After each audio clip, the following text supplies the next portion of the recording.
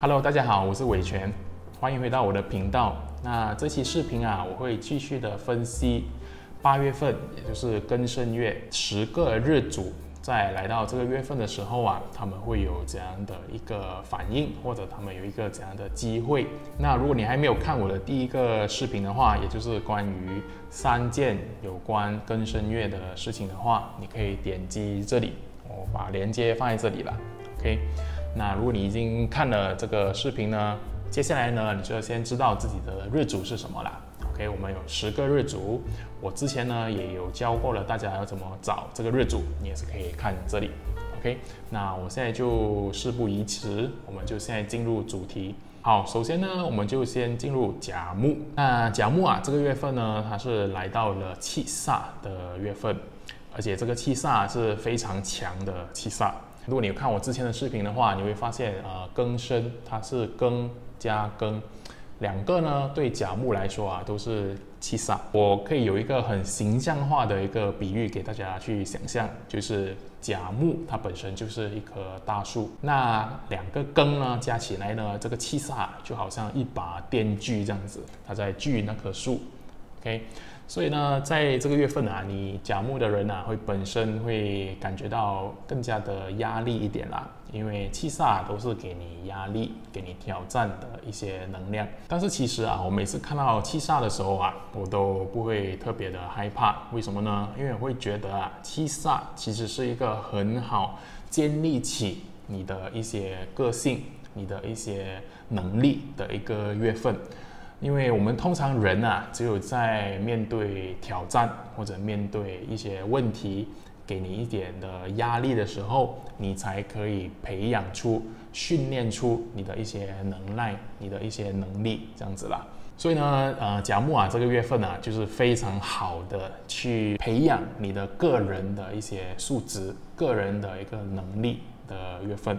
那我唯一需要提醒的啊，就是甲木在这个月份呢，你需要更加的注意在身体上或者一些肢体上的一些受伤啊，或者一些碰撞的一些情况。那如果你本身呢已经有这些旧患，就是说你身体本来就有一些伤口，或者你可能你的脊椎啊，或者你的关节啊本来就有一些问题的话，你在这个月份呢就更加不要去做一些高风险的事情，因为金跟木如果是相冲的话，他们通常会比较容易产生一些受伤的情况。那我们就不要去加重这个事情。那如果你是本身是很健康的话，当然是没有问题啦。好，这就是甲木。那第二个啊，我们就来到乙木。这个月份呢，就会进入到正官的月份。那正官的这个能量啊，它本身是一个控制你的一个能量。它有点像七煞，就是它也是会给你压力、给你挑战，但是呢，它没有像七煞这么激烈啦。所以正官呢，它是比较温和一点的，它是比较有调序一点的，比较受控制一点的，给你压力。乙木啊，在这个月份啊，它是有点像一个盆栽，它被局限着，它可能用一些铁线啊，或者用一些铁网啊，把它捆绑着，这样子啦。所以呢，这个乙木啊，在这个月份呢，它其实是一个很好的月份，让自己去建立起自己的界限，或者建立起自己的一些规矩。那这些规矩啊，或者这些界限啊，是拿来做什么的呢？其实就是拿来限制自己嘛。OK， 那其实你限制自己的时候，你就会让你自己变得更有纪律。OK， 所以这个月份就是去培养你的纪律的一个能力。那第二点啊，老师要说的就是乙木啊，因为跟庚它本身是相合的，所以呢，在这个月份呢，你也会更加的容易跟你的上司或者你的老板，总之就是比你高阶的一些人物，可能可以比较容易的合作。而且啊，你看啊，刚才这个你所设立的这些界限啊，也是很好的，可以帮助你跟其他人合作。因为有时候啊，我们没有一个界限的话，这个合作就会变得非常的困难，因为我们没有分清楚嘛。如果我们有很好的界限的话，那其实我们的这个互相的合作啊，会更加的容易这样子。OK， 所以乙木呢，在这个月份啊，就是这样子的一个情况，他们可以很容易的去跟别人合作，然后同时呢，他也可以设立起个人的一些纪律。好，这就是乙木。好，那第3个呢，我们就来到丙火。丙火这个月份是进入到偏财的月份。听到这个名字的时候，我们就会把它想象成是一个非常快速、简单，然后就能得到的一些机会。所以以前的人很多时候听到偏财的时候，就是说我就是要去买彩票或者去赌博。那当然，其实我们在八字里面呢，我们不会这么说，但是其实呢，它是一个很容易就得到的一些机会，很容易就会让你赚钱的一些机会。所以在丙火这个月份呢，你如何去专注，会是一个关键，因为你会看到到处都是机会，到处都是赚钱的方法。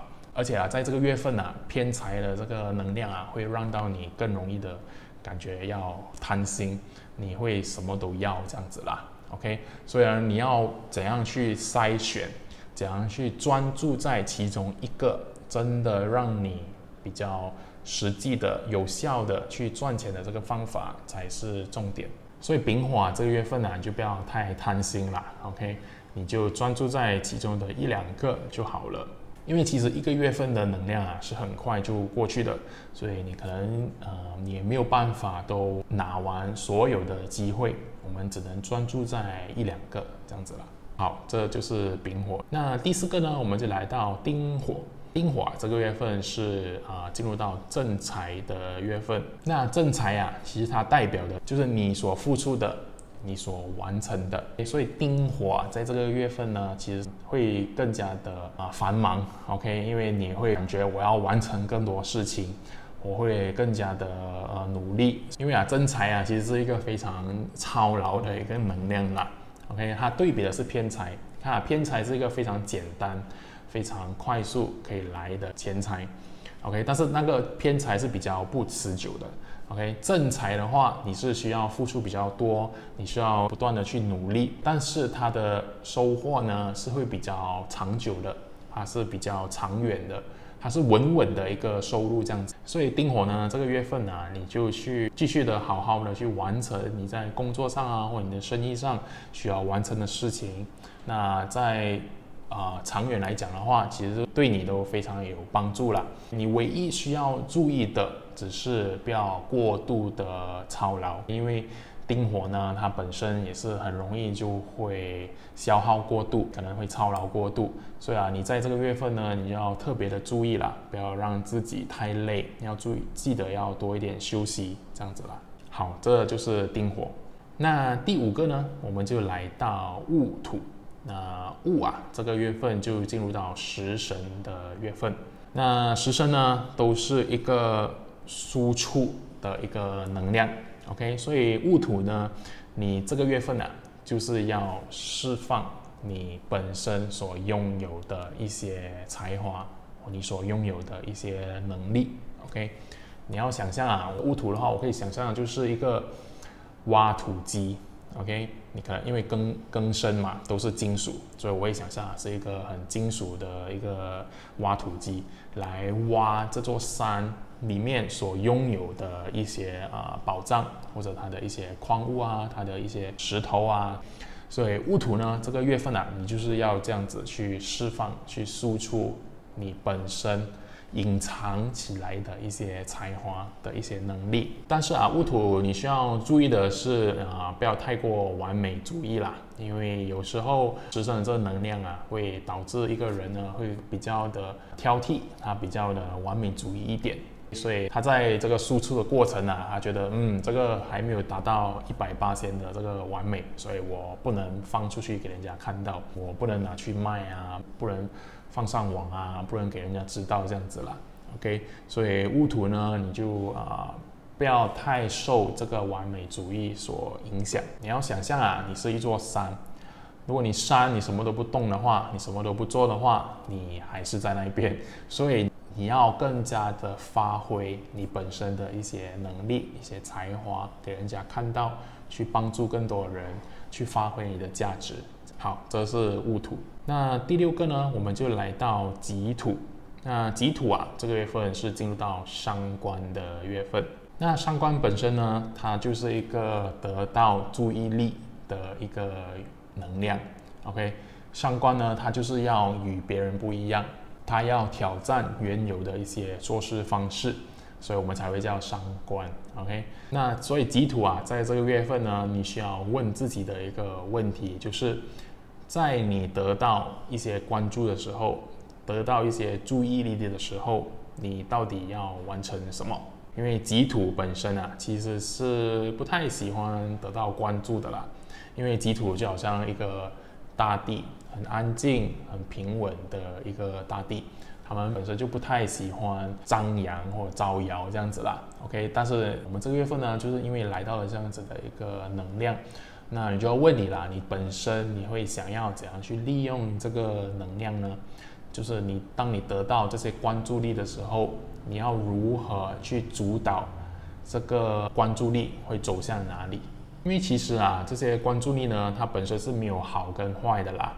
当你有关注力的时候，如果你把它导向是好的一面，就你可以发挥更多好的影响力的话，其实就非常的好啊。那如果你把这个关注力呢去导向是去非常不好的一面，好像一些丑闻啊，或者你真的做了一些什么不好的事情啊、犯法的事情的话，那当然就非常的不好了。所以你自己本身呢要决定你这个关注力你要放在哪里。好，这就是己土。那第7个呢，我们就来到庚金。那庚金啊，这个月份它进入到的是比肩的月份。你看月份也是庚，申下面也是庚，所以啊都是同样的，都是一样的，我们所以会称为叫比肩。那这个庚金啊，这个月份呢，它是一个怎么情况呢？它就有点像大家是非常的兄弟，称兄道弟这样子啦。我们大家来做好像 brother 这样子。你想一下，庚金本身就是那种比较行动的、比较正义的、比较有义气一点的。所以如果你还又遇到另外一个庚金的话，大家就会更加的称兄道弟这样子啦。所以庚金啊，这个月份啊，你会遇到很多跟你可能相同的人，或者同样志向的人，去完成一个事情。那在这里呢，你就有一个很重要的问题需要回答，就是你们到底在完成什么事情呢？你的这些所谓的兄弟姐妹啦，然后你们在合在一起，你们组团在一起的时候，你们到底是完成了什么？如果用回刚才的例子的话，如果你组团了，你是去喊打喊杀，你是去做黑社会，那当然就非常的不好。那如果你们是合作起来，你们一起去完成，好像如果你去做义工，你去拯救某一些动物啊，拯救大自然啊，我们是为了某一个目的，为了某一个召唤去完成一个事情的话，那就非常的好了。那你会在这个月啊，你会感觉到哇，很多志同道合的人，我们一起来去完成一件事情这样子。所以呢，你在这个月份你要慎选你的朋友是谁。好，这就是庚金。那第8个呢，我们来到辛金。辛金啊，这个月份它进入的是劫财的月份。那劫财呢，它代表的就是一个竞争的一个状态。你想象啊，就是庚它本身是金，辛金呢它也是金，它们只是阴阳的属性不一样了，所以它就是有点像竞争的一个状态。所以啊，辛金啊，在这个月份呢，你要去思考啊，你到底跟庚金有什么不一样？就是说，如果我们想象庚金啊，它是一个好像大斧头的话，它是一把剑的话，那你是什么呢？你可能是一把小刀，你可能是一个比较优秀的一个金属。所以啊，你在这个月份啊，你就要清楚的知道自己的定位到底是什么。就你想象啦，就是如果有不同的刀，或者有不同的这些工具的话，你是哪一个工具？你要在众多的工具里面如何突出你的这个能力，你的这个作用？因为其实每个工具啊，就是让我们去完成不同的事情。好像我说你是一把小刀的话，你可能是更适合拿来做雕刻，来切水果啊、雕花这样子。我们不是要拿来跟好像一把大斧头或者一个电锯去相比，因为那个呢，它是拿来锯树啊、拿来砍柴啊这样子的一个作用。所以在这个月份呢，你要看到自己的能力、自己的价值的定位在哪里。那你就这个月份呢，你的功课就完成了。好，这就是辛金。那第9个呢，我们就来到壬水。那壬呢，这个月份呢，它是进入到偏印的月份。那偏印啊，通常呢都是一个探索的一个能量。你可以想象壬水就是大海嘛，那有一个能量来了，就是庚申，它都是金属。那你会想到什么呢？金属的东西，其实就是有点像一个潜水艇或者一艘船，很大艘的船。那他们在行驶在这个海洋上或者在海底的时候，他们就是进行什么呢？对，他们在进行这探索，他们在探索这个大海洋，或者是一个好像以前的那种航海时代这样子，我们是去探索一些未知，去探索一些新的可能性。所以壬水啊，这个月份呢，你就让你的一些好奇心，你的一些探索新事物的一些直觉，去让它自由的发挥，去让自己去探索更多你以前没有接触过的一些事物。因为有些时候啊，我们只有通过这样子的一个探索啊，我们才会看到一些新的可能性，一些新的解决方案，或者甚至我们可以遇到一些新的人。那当然啦，壬水呢，你要记得啦，不要让自己过度的飘太远。因为有时候啊，你要探索是可以啦，但是你要记得要上岸，要回来，不然的话你飘远了，我也不知道你去了哪里啦。那所以你在这个月份呢，也不要让这个偏印的这个能量啊，让自己的思绪飘到太远。偏印的这个能量有时候会影响人有这种偏向。好，这就是壬水。那最后一个呢，我们就来到癸水。那癸水啊，这个月份是进入到正印的一个能量。我会怎么去想象它呢？你有看过在早晨的时候啊，有很多雾气的时候，非常冷的时候，如果有金属的这个地方啊，他们就会开始这些雾气啊会在上面聚集，然后他们会凝结成水。所以癸水啊，这个月份就有点像这样子，你要把你的所有比较飘散的、比较零散的一些知识、比较零散的一些想法，开始把它凝聚起来，然后去深化它。因为正印啊，这个能量它就是一个深入去学习，它是比较焦聚的、比较聚集的一个学习的一个状态。它对比的是偏印，偏印的话是比较分散一点的，它是比较开放一点的，因为我们还要探索。但是正印呢是非常的集中专心在某一个领域上，它就有点像雾气开始凝结成露水的时候的一个状态。所以这个月份呢，癸水是非常适合去钻研某一个知识啦，某一个你有兴趣的一个领域的知识。那当然啦，正印的话其实也是一个很好让自己疗愈的一个能量，因为它是扶持你的。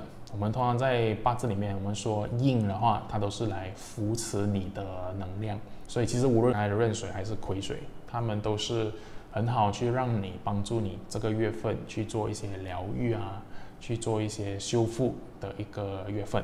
好，这就是癸水。